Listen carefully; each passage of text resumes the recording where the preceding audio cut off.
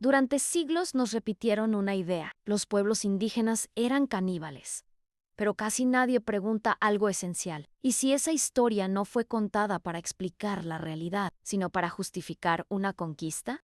Te explico. Cuando comienza la expansión europea en América, los imperios enfrentaban un problema moral. ¿Cómo justificar la invasión de territorios habitados por millones de personas? Cronistas ligados al proyecto imperial, como Cristóbal Colón y Gonzalo Fernández de Oviedo, empezaron a describir a ciertos pueblos como salvajes y caníbales. No era casualidad. La palabra caníbal surge de la deformación del nombre Caribe y rápidamente dejó de ser una descripción para convertirse en una categoría política. La monarquía española afirmaba que los indígenas eran vasallos protegidos, pero existía una excepción legal. Si un pueblo era declarado caníbal o bárbaro, podía ser sometido, atacado y esclavizado. Así nació uno de los mecanismos propagandísticos más eficaces de la historia: presentar la colonización como una misión civilizadora. Para ellos, no era invasión, era salvación, no era conquista, era evangelización. Lo mismo que repiten los sectarios hispanistas 500 años después. El enemigo debía parecer menos humano para que la violencia pareciera moral y justificada.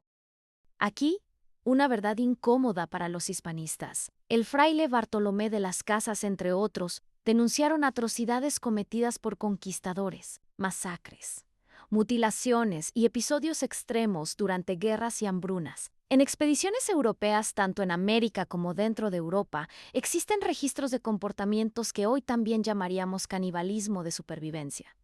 Entonces, surge una contradicción histórica. Si los europeos también protagonizaron episodios similares, ¿por qué nunca quedaron definidos como civilizaciones caníbales? Porque el término nunca fue neutral, fue político. El discurso funcionaba y funciona así. En primer lugar, se exageraban o generalizaban prácticas rituales reales. Se ocultaba la complejidad cultural indígena, y así se construía la imagen del salvaje. Y la conquista aparecía como progreso inevitable. Así nació el mito de la colonización civilizadora, un relato necesario para justificar moralmente la expansión imperial ante Europa y ante la Iglesia.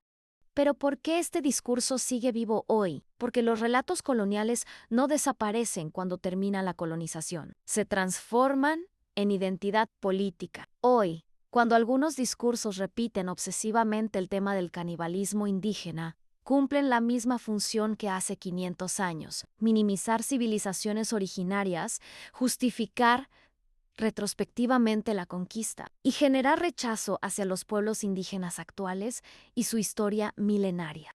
Por eso no es casual que casi nunca se mencione la violencia europea del mismo periodo, porque el objetivo no es estudiar historia, es preservar una narrativa de superioridad cultural. El canibalismo indígena no ha sido solo un tema histórico, es una herramienta ideológica que ha servido para convertir la conquista en civilización, la violencia en misión moral y el dominio en progreso. Y cada vez que ese argumento se repite sin contexto, la propaganda colonial sigue hablando en el presente. Los españolistas no estudian el pasado, defienden un relato de superioridad cultural, porque si el canibalismo definiera civilizaciones, Europa también tendría que llamarse salvaje.